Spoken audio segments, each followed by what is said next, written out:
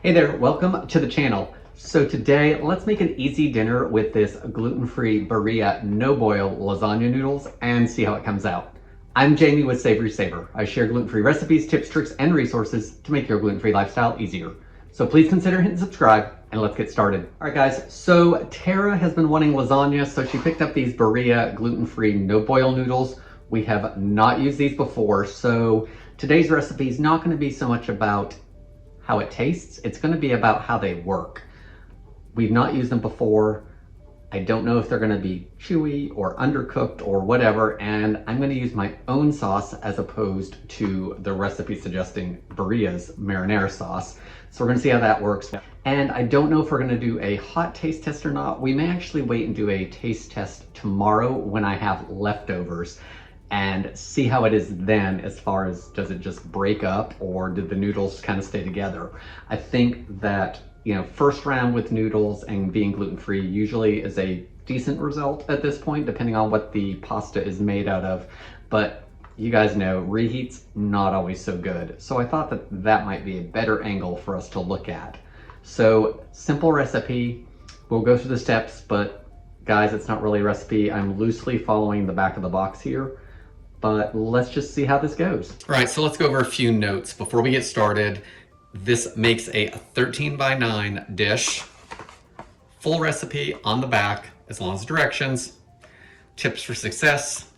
You don't boil them, of course, and it does say to make sure there's sauce around all the edges of the pasta, and that's for proper cooking. Here on the side, it's also a prepare ahead tip. So I am gonna make this, and we may or may not bake it as soon as we're done. We are having it for dinner tonight, but it may sit for a half hour or so before I bake it. It does have a freezing recommendation here. These are pretty much most grocery stores that carry the gluten-free Barilla line, but I will link down below if you wanna try to find it online if you can't find it near you. We do like the Barilla gluten-free pasta in general. We just haven't had this one.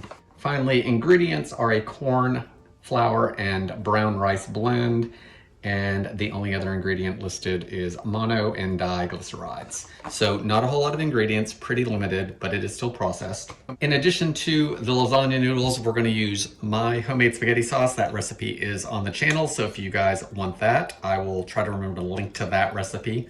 And I do have a jar of sauce that's opened in the fridge. I don't wanna use it if I don't have to, but if I feel like I run out, I may have to use a little bit of that for one of the layers. We will see. When it comes to the cheese for anything that's lasagna-like, I actually really like using cottage cheese as opposed to ricotta cheese, usually because it's cheaper. So today we have this breakstone. I just threw it all in the food processor and processed it down until it's the consistency of ricotta.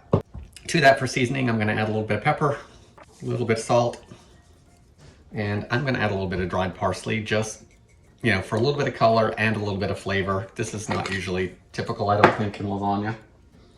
Let's give it a little mix. Tara is finally home today. She went to the hospital for work on Saturday night because we were getting snow, or ice rather, on Sunday. So she went in Saturday, stayed at the hospital, worked Sunday, Monday, Tuesday, and came home last night, which was Tuesday. We don't typically get ice and snow down here, but we did, so that was the easiest way for us to handle it so she could be safe. She's napping now, and Oliver is currently at camp, so she'll get up in a little bit and go get him, and then we'll have dinner. I'm gonna use Parmesan cheese, probably some of both, because there's not enough in here, I don't think, for the whole recipe, so I'm just gonna substitute it with the jarred stuff. I'm not super picky when it comes to cheese. I just want an Italian blend of some kind. So I've got this pizza blend here, and of course mozzarella. That's what we're gonna use. All right, let's layer it up. I am gonna try to follow the directions though. So you should get 16 sheets of pasta in a box. That's enough for 4 layers. And let's see.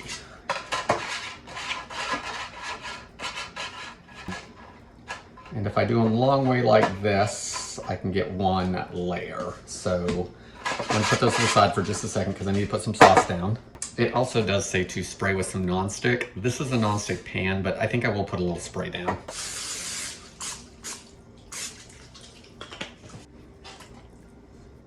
All right, so a cup of sauce.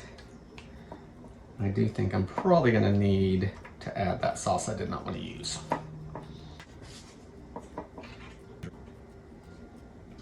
And as you can see, there is a pretty big gap on the sides, but we'll see how that comes out. It's just not a total filled pan like we would have with regular lasagna, most likely.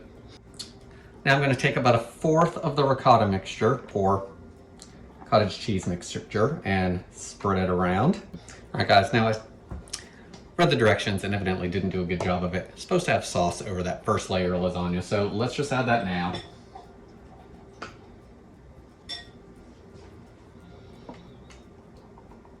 As usual, I'm not following directions. And you want to try to cover that pasta as best you can. All right, now since I've totally not followed directions, I am going to put the cheese on next. So I'm going to do this, about 1/4 of it again. So I've got the other bag open. I think I'm going to use a little bit of this first because I know I'm going to run out of this stuff and I want that closer to the top.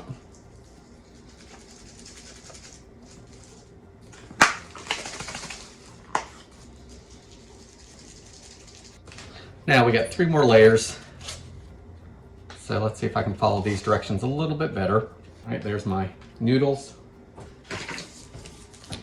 I'm gonna add some jarred sauce to my sauce to stretch it. All right, so now the sauce, about 1 cup. And I am talking a little bit lower in this video, guys, just because Tara's napping. And I'm also not used to her being here when I film. So I don't have my loud projecting voice. All right, guys, now the mozzarella, since I'm trying to recoup my bad directions. I'm going to go with this again. And then I will finish with the other stuff on the top. All right, guys, I'm just going to layer this to the top and finish it up. So before I do my last layer of ricotta and mozzarella and Parmesan, I'm going to actually take the jarred sauce and just make sure I can cover up as much of the exposed pasta as I can, because I didn't have quite enough sauce because mine's relatively thick as opposed to a marinara. So I'm just gonna go over it some more, because you know it's not gonna cook where I don't have it covered. So the lasagna is ready to be baked off.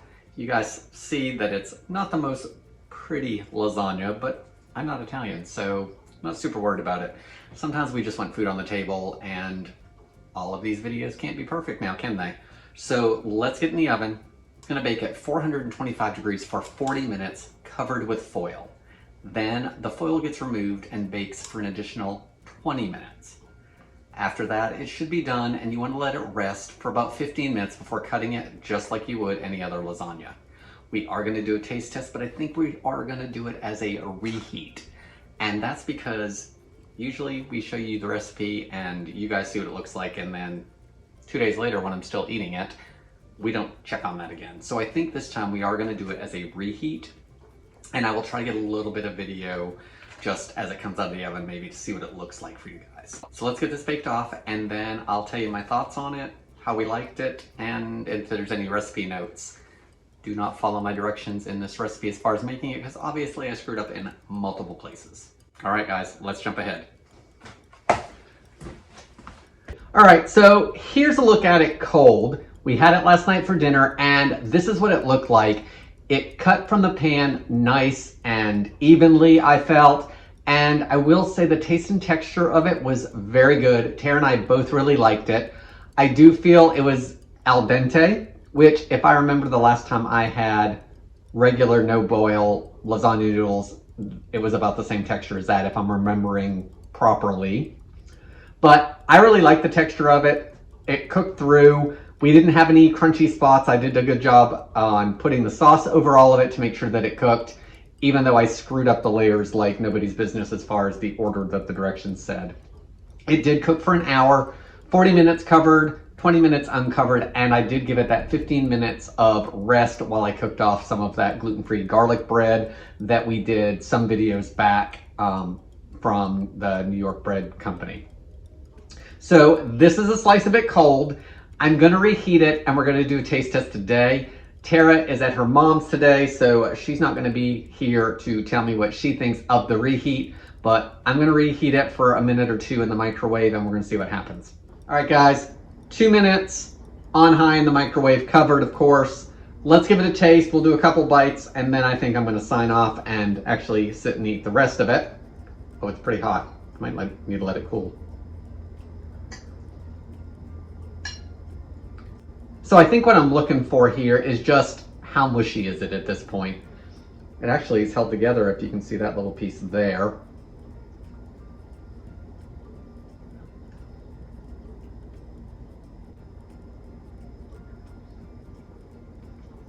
I do have to say I think I'm impressed because normally pasta just breaks up the second time around with gluten-free, and it is breaking up some here, but not like I expected. It still has that bite to it. It is softer today, but with it being layered like that, it's not breaking up like gluten-free spaghetti does or macaroni or any of those other cuts. You can still see the layers. It reheated really well in the microwave actually. So thoughts for the gluten-free Barilla oven-ready lasagna. I think it's definitely something worth trying if you like lasagna, and I think I would try these next time and not even deal with gluten-free lasagna noodles. Because I think they make those too. I don't know what brands because I can't remember if we've had those or not. But I think I would just use these. I don't have to do anything extra with them, and cooking them and then dealing with them sounds like a pain in the butt, just like it is with regular lasagna. So I really like this oven ready. I do feel that my sauce had enough liquid in it that it cooked through. I didn't love the fact that I had a lot of room around the edge of the pan, but it came out fine, so I guess I shouldn't worry about that.